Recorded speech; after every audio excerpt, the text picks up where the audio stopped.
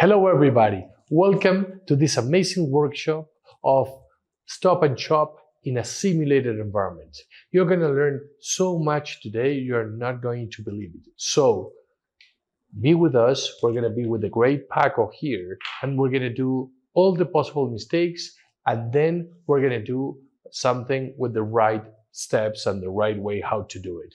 But I want you to pay attention to many things. First, how we can play with the scenario. Second, about all the metrics and all the feedback we're going to get objective from the machine, and then all the subjective things we can discuss.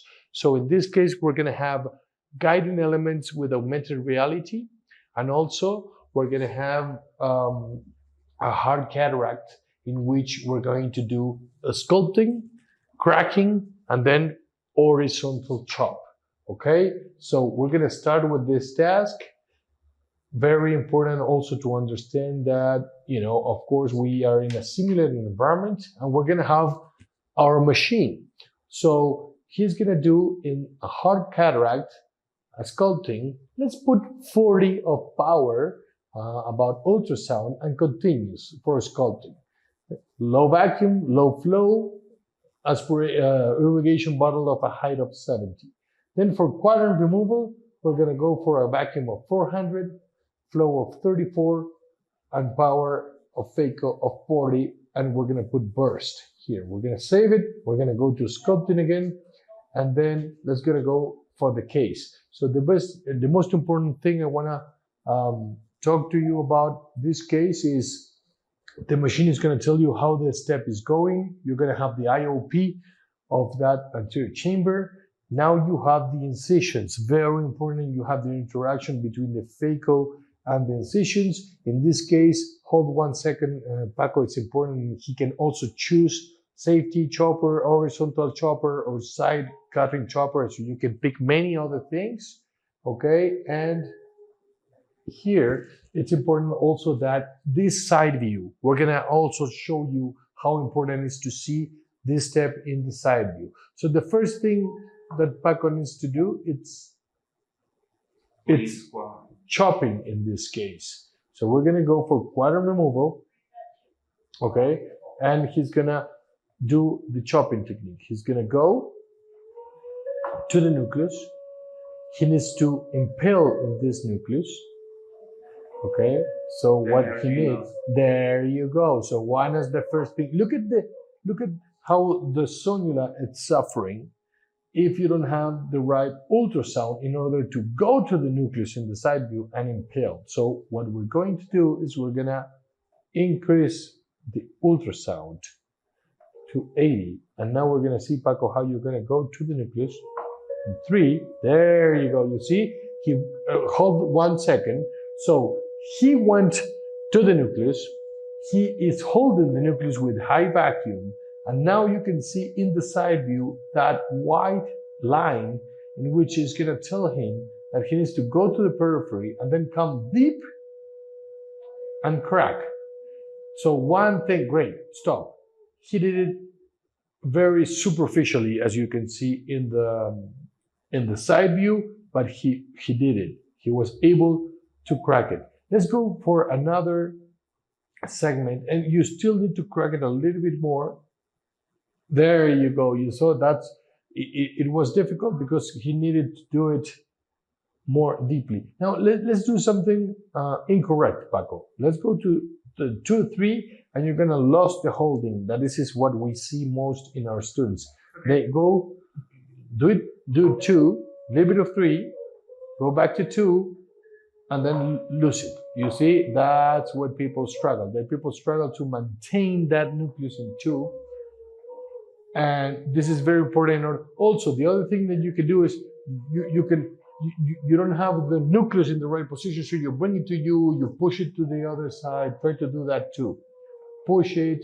Look how the sonula is suffering. There you go. That's what you need to do. So you need to float, and you need to have that nucleus center. Okay? Very, very important to be very precise in your movements.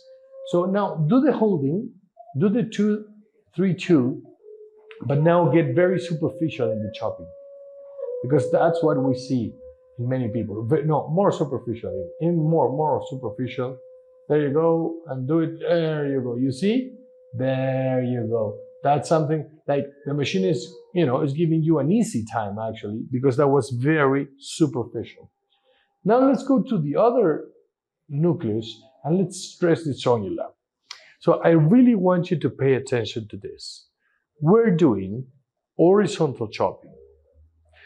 You are understanding all the elements that are involved in this step. Everything that can go wrong and why it can go wrong and what problems you can have in other structures when you don't have it correctly. So just go to position 2, but I want you to stress that sonula big time, actually going deep and going to the sides and creating a big stress in the sonula. Go deep. There you go. Even deeper. And try and like miss. There you go. Go below the anterior capsule. I just tried to do it, and that's what you can also see how people can stress. You see what happened there? They will have a posterior capsular rupture. Perfect. Thank you, Phaco, to help us, because Phaco is so good that he doesn't want to make mistakes. But actually, that's exactly what we do in this case. So when you do something like that, there is something that is one of the most important things in simulation. That is this, the debriefing. That is the discussion behind it and the feedback. And one of the most powerful things you're going to see here is this bottom. In this bottom, you're going to see everything you did in a very fast motion. But every time there is a mistake, you're going to see a red dot telling you what happened. And I want you to really pay attention to this and think about how much are you going to learn in a simulated environment like this with this feedback. Remember, we human beings learn when we are reflecting about something, okay? And in this case, we're reflecting in everything I ask Phaco to do.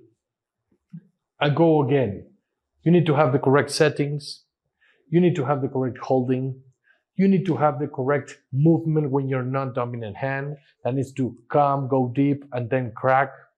And most of all, you need to be aware of the sonula and how much stress that sonula can handle. So think about it. Think about that you are in a simulated environment doing this for an entire morning with feedback, with a mentor. What do you think is going to happen? You're going to get great at it. And when you go to the operating room, you're going to know what to do and how to do it. Okay? And this is the main objective of this task. So Phaco, let's go back and let's try to do the things correctly. But now we knew that everything can happen. We know our universe. We know the interaction between one structure and the other one. But the best part of this is to repeat the task. We can do it again. Yes, we can do it again and again. We can have, again, as we said, augmented feedback to guide us. Then we can remove it. Then we can change the scenario. And you are learning how to think. You're learning how to make decisions in a simulated environment. So he is in quadrant removal. He has the correct settings. He has a power of 80, vacuum of 400, and flow of 34.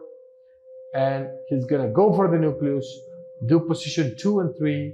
He has the holding. Look at the side view, how it's telling you how deep he needs to go. Actually, careful, you were too superficial there. So that's that's what my advice to you, Phaco. When you're coming to the Phaco tip, the first thing is you need to impale a little bit deeper. Go to the nucleus, then impale. There you go. 3. And now, when the second instrument is coming to the Phaco tip,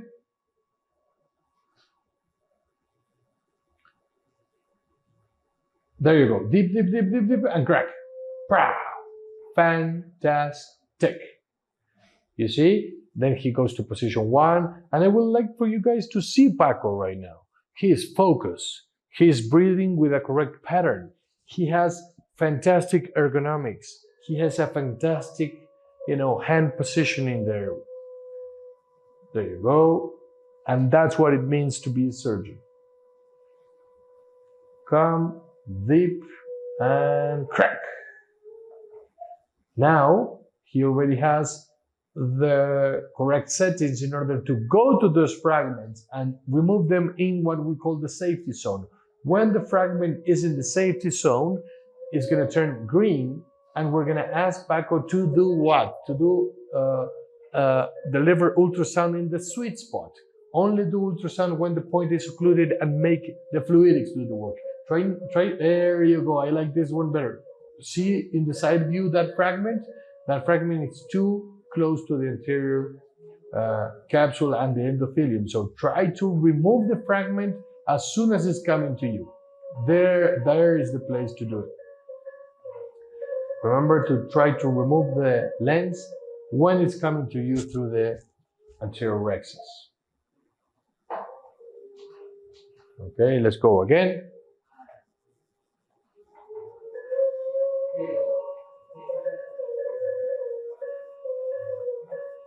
There you go, in the safety zone, position 1, remove the second instrument.